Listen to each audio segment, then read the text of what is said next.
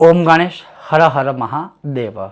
स्कंद पुराण में एक सुंदर सी कथा है और उस कथा में धर्मवर्ण जो राजा थे उनकी बात कर रहा हूँ। पद्म पुराण, स्कंद पुराण, व्रतों के सारे ग्रंथों में आपको इसका प्रमाण प्राप्त हो जाएगा और बहुत ही सुंदर कथा है। उस कथा का जो सार है जो बहुत ही महत्वपूर्ण है, सबको श्रवण करना चाहिए और समझना भी चाहिए। और वो है क्या कि वह जो धर्मवर्ण था वह अपने पूरे वंश में अकेला बचा हुआ था, लेकिन उसके जो पूर्वज थे, उसके जो पितर थे, वो बहुत ही खराब तरीके से, बुरे तरीके से पीड़ित हो रहे थे, क्योंकि उनके वंश में और कोई बचा ही नहीं था सिर्फ इसके अलावा।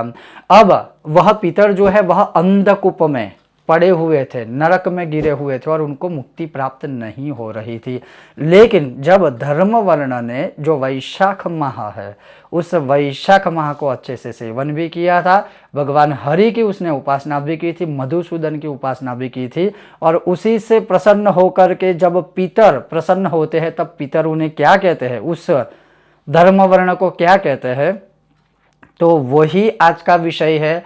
सहज है, सरल है, सात्विक उपासना है और हर एक मनुष्य को अवश्य करनी चाहिए। यह उपासना या व्रत या जप या तो नाम बहुत ही आवश्यक है, खास करके जो पितरों से पीड़ित है, खास करके जिनको अपने पितरों के विषय में पता ही नहीं है। क्योंकि बहुत लोग ऐसे हैं कि जिनके पूर्वजों के साथ क्या हुआ है, जिनके पूर्वज कहाँ थे, क्या है क्या नहीं है, पीड़ित थे, दुखी थे, क्या कुछ भी नहीं पता है, उनके लिए यह बहुत ही महत्वपूर्ण विषय और वीडियो है। अवश्य आप देखिएगा आज का यह विषय और वीडियो। अगर आपको पसंद आए तो लाइक कीजिएगा, शेयर कीजिएगा, चैनल पर नए हो तो सब्सक्राइब कीजिएगा। तो चलिए शुरू करते हैं। अब इस विषय में जब पितर प्रसन्न होते हैं तो पितर बहुत प्रसन्न हो जाते हैं, क्योंकि उनको पता है कि अब कहीं ना कहीं शायद हमारी गति होगी। जो धर्मवर्ण ने पूरा वैशाख माह का सेवन, और वैशाख माह में भी उत्तम जो दिवस है यहाँ पर मैं उसकी बात करूंगा। तो पितरों ने कहा कि हे श्रीवत्स गोत्र वाले, इस पृथ्वी पर अब हमारी कोई संतान है ही नहीं, कोई भी संतान नहीं बची है, इसलिए हमें यहाँ नरक का कष्ट भोगतना पड़ रहा है। और संतानहीन जो दुरात्माएं होती है वह अंधकूप में गिरते हैं। संतानहीन मनुष्य, यहाँ पुत्र शब्द का प्रयोग नहीं किया है, यहाँ शब्द प्रयोग है संतानहीन। अगर भगवान ने आपको संतान दिया है तो वही सबसे बड़ी बात है, चाहे वो पुत्र है चाहे वो पुत्री हो। तो संतानहीन जो मनुष्य रहते हैं उनकी गति नहीं होती है, ये बात अवश्य है। लेकिन उनके वंश में, उनके परिवार में संतानें रहती है। अगर वो भी अपने पितरों के लिए, अपने पूर्वजों के लिए यह करेंगे तो भी पितर प्रसन्न होते हैं। अब पितर आगे क्या कहते हैं कि जो कोई भी मनुष्य संतानहीन रहते हैं उनको गति कैसे मिलेगी, लेकिन हाँ उनके वंश में अगर कोई है, उनके परिवार में कोई है, अगर वो भी अपने पितरों के लिए यह वैशाख माह का सेवन करेगा, और वैशाख माह में भी कोई भी मनुष्य जो है एकादशी का जो है व्रत करेगा, कौन सी, शुक्ल पक्ष की, तो अमावस्यांत शुक्ल पक्ष की अभी जो एकादशी आएगी वो है 27 अप्रैल सोमवार को, उसको मोहिनी एकादशी भी कहा जाता है और लक्ष्मी नारायण एकादशी भी कहते हैं।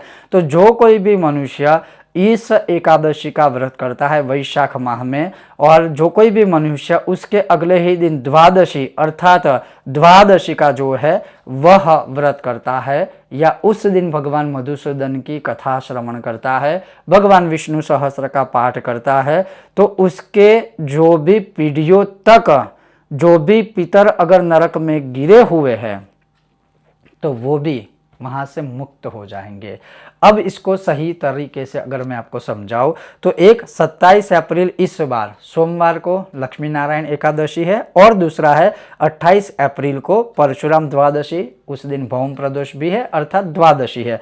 तो ये 2 दिन ऐसे हैं जो कोई भी मनुष्य अगर खास करके वैशाख माह में इसका सेवन करता है, खास करके एकादशी में रात्रि में जागरण करता है, भगवान मधुसूदन की पूजा करता है, व्रत उपवास जप तप करता है, भगवान का स्मरण करता है, माधव माधव माधव करता है, मधुसूदन मधुसूदन मधुसूदन करता है या करेगा, तो उसके जो कोई भी पितर अंधकूप नामक नरक में है या अंधकूप में भी गिरे हुए हैं तो उनकी भी सदगति हो जाएगी। और कई बार कहते हैं ना कि पितरों को खुश करने के लिए क्या करें, कई बार कहते हैं कि पितर अगर दुखी है तो फिर हम क्या करें।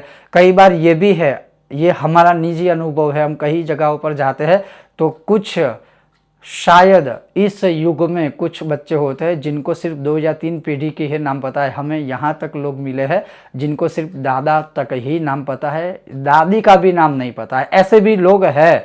तो ऐसा अगर कुछ होता है तो फिर वो पितर कहाँ से खुश होंगे, आपको कैसे शांति समृद्धि सुख प्रदान करेंगे।